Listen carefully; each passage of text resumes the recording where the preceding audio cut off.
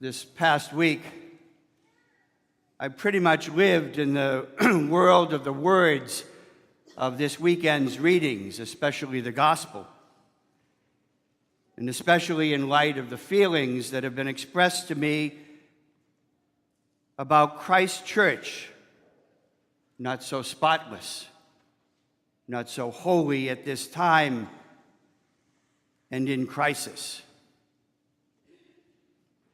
You heard the words today. Does this shock you?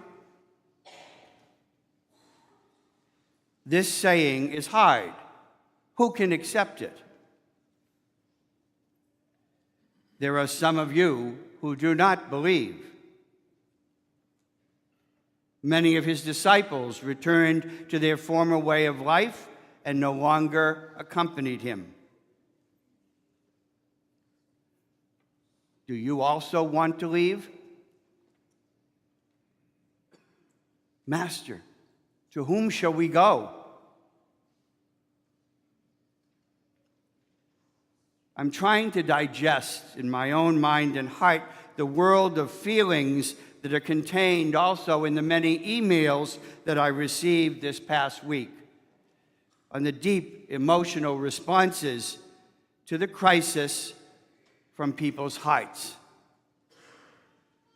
on the frustration and the anger towards the church's leadership in its response or failure to respond to the fear and the anger and the hurt being expressed,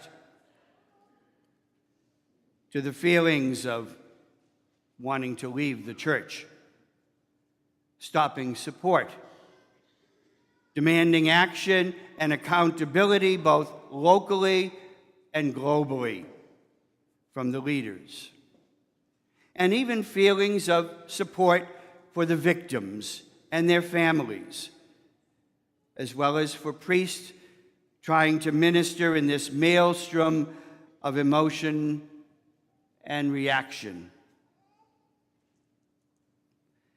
And at the same time, I've also been trying to deal with my own feelings that each email brought up,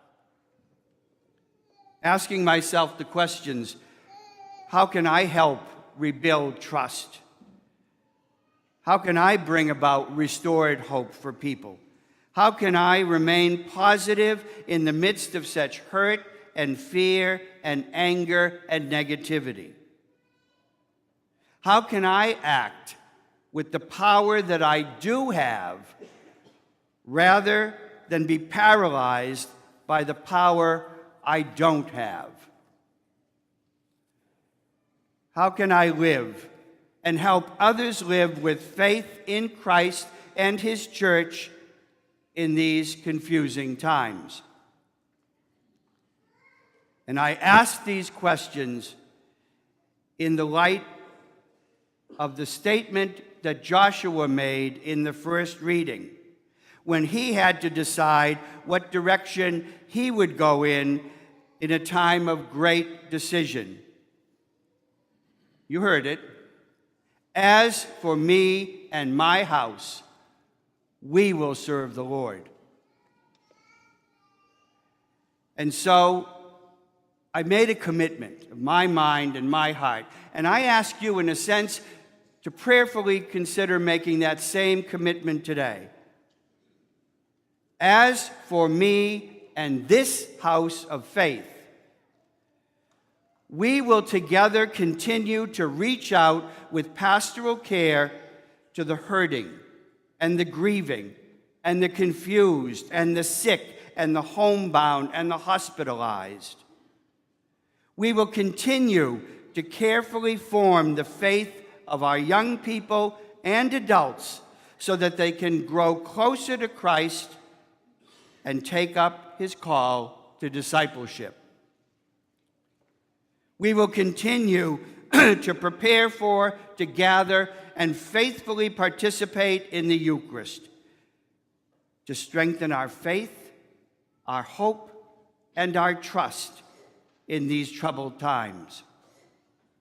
We will continue to pray personally and communally for healing and hope and courage, because it is the best effective weapon of the Spirit against evil in the world. We will continue to offer the sacrament of reconciliation to those who come seeking it from a merciful God. We will continue to feed the hungry, help build homes for the homeless, clothe and care for, and help those who daily come to us with practical needs. We will continue to send out our teens and our adults on missions of service. We will continue to put into action the safe environment, procedures, and policies for protecting God's children and all vulnerable adults. We will continue to build up our community as a church of welcome and respect and hospitality for all, of unity in diversity in serving Christ. We will continue to advocate for the dignity and the protection of the unborn, the abused, those who are trafficked for sex, those suffering with AIDS and HIV. We will continue to find ways to help heal those whose hearts and relationships are broken and who need to experience hope. We will continue to strive to be what we say we are at St. Anne's in our mission statement: a La Salette family dedicated to reconciliation through word, worship, works, and sacrament.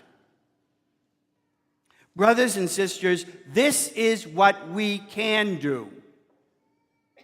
This is what we have the power to do in these troubled times.